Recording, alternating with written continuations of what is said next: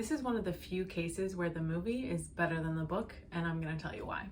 Hi everybody, I'm Belle. Welcome back to our channel, Joss and Belle, where we talk about everything pop culture from new movies and book releases to doing fun trivia challenges. Today I'm talking about Nightmare Alley, the movie that was written and directed by Guillermo del Toro and released late last year. It had an all-star cast starring Bradley Cooper, Toni Collette, Cate Blanchett, Willem Dafoe, Mara Rooney. Nightmare Alley was actually based on the book by William Lindsay Gresham, and I read it so you don't have to. So I'm going to review the movie for you and then tell you 5 differences between the book and movie. Let's get started. Just a heads up, this review does have spoilers, so watch at your own risk. Bradley Cooper plays a man named Stanton Carlyle, who from the very beginning of the movie we see is running away from something in his past. So Stan joins up with a carnival and learns to become a mentalist. A mentalist was this like 1920s, 30s, 40s kind of carnival trickster con man who used words and physical cues about a person to kind of tell your fortune or tell you what you want to hear. So Stan learns to do this really well. He falls in love with a girl named Molly, who is played by Rooney Mara, and they decide to run away together to play to bigger shows, to richer audiences. Stan is really ambitious, so they run away from the carnival and start doing their own thing in New York. Once Stan and Molly kind of get a reputation for themselves doing this really cool mentalist act in front of rich crowds, these big ballrooms, he meets a woman named Dr. Lilith Ritter, who is played by Cate Blanchett.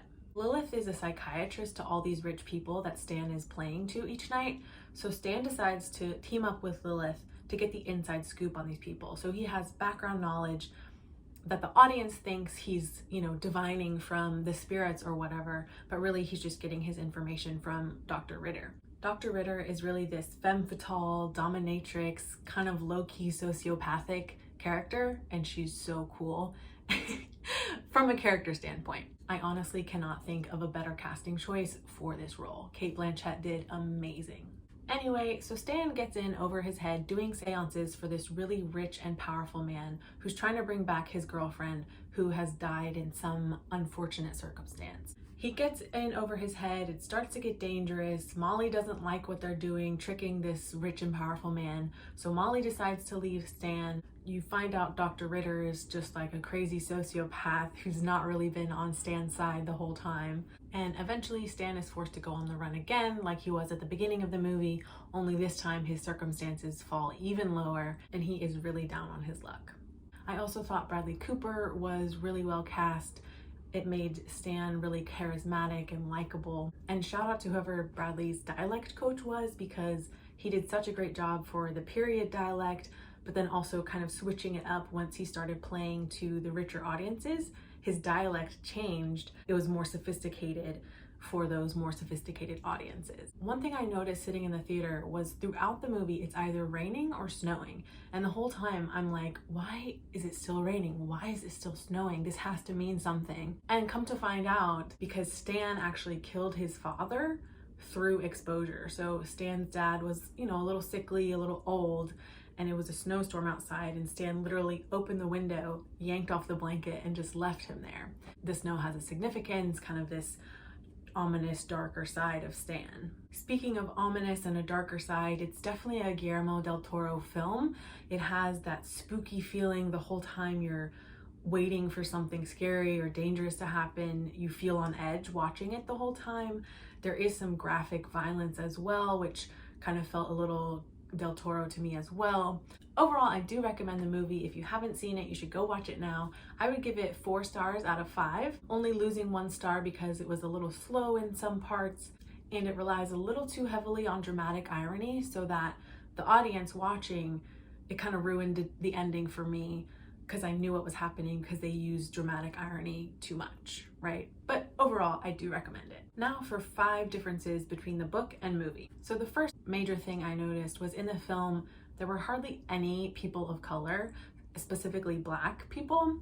It was just so noticeable. I think maybe there was one dancer in the carnival who maybe had one line, but I think at this point, film can just do better. You can remain true to a period piece, a period film, but still include actors of color. That was a major failing for me on this part. The book did have a few more people of color. It did take place in the 1930s and 40s. Most of the Black folks were servants, so, you know, maybe not the best character representation, but significantly, there was a full chapter where a Black man who's traveling on a rail car saves Stan's life. So Stan is trying to jump onto the train, he almost misses it, and this Black man pulls him up, basically saving him from being splattered on the train tracks. And they have a whole conversation, it's a whole chapter. But I will say the movie did improve upon the book in that they didn't use blackface or brownface. So obviously the book is a little outdated. They use some dated language when talking about people of color.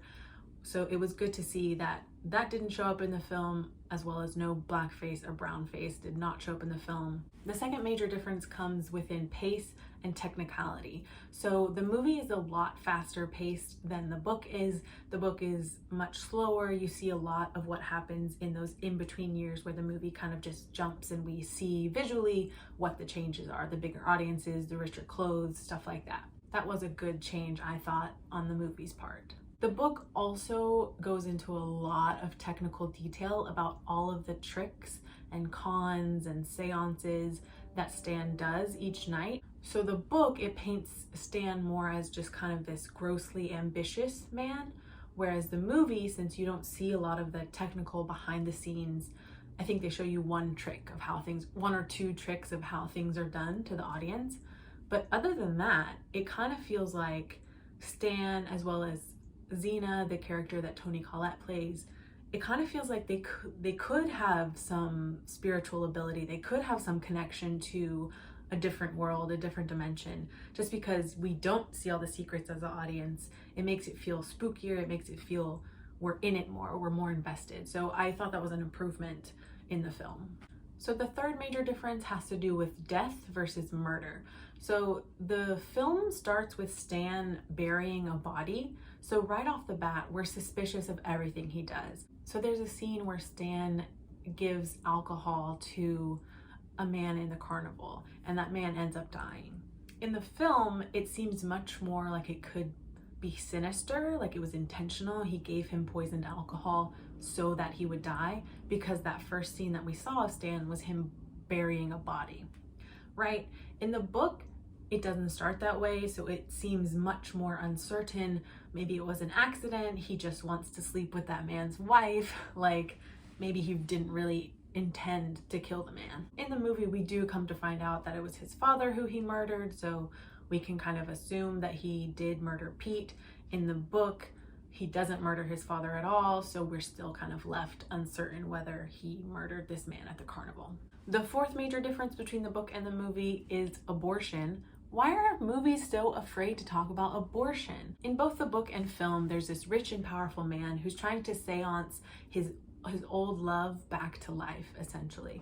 So his first love, he feels really guilty about the way she died. In the book, it very explicitly says she died because she had an abortion, because she got pregnant with this rich and powerful man's baby. They have no problem saying it was an abortion. It was a back in the day illegal abortion that, you know, probably wasn't the safest, so it ended up causing her to die. In the movie, we have to just wonder the whole time, why did she die? Did this rich and powerful man kill her, like intentionally, on accident? What happened? So we never really know for sure. When they do the seance and Molly dresses up as this dead woman to pretend to be the ghost, we see her with blood on her hands and blood on her abdomen. So as the audience, we can kind of assume, okay, maybe it was an abortion, maybe it was a miscarriage, maybe it was a stabbing, right? Could be any of those things, so it's a little more ambiguous in the film. Honestly, I think the book does it better by explicitly naming it as an abortion, because it makes this rich and powerful man just seem more selfish, which he is. And finally, the fifth difference between the book and the movie is about tarot cards. So tarot cards and tarot readings are important in both the book and movie, but they play out a little differently in each. So in the book, Stan and Molly get a tarot reading done together pretty early on in the book, and he gets the foreshadowing of the Hanged Man tarot card. So pretty early on, you're like, maybe something will not work out for Stan. In the movie, this tarot reading comes much later. So Molly has already left him. He's already a little bit down on his luck. and then he gets the tarot card reading that comes up with the Hanged Man. So at that point, that's what I was kind of talking about. It relies a little bit too much on dramatic irony. At that point, we already know something really bad is going to happen to him, and it does. I'm sure there were many more differences, but those are the top 5 that I noticed. If you noticed any more, let me know in the comments. Overall, I would recommend the movie over the book, just because, like I said, it was a little more fast-paced, a little more suspenseful. And in general, I would recommend you go see the movie, especially if you like Guillermo del Toro's style. Don't forget to like this video, and we'll see you next week.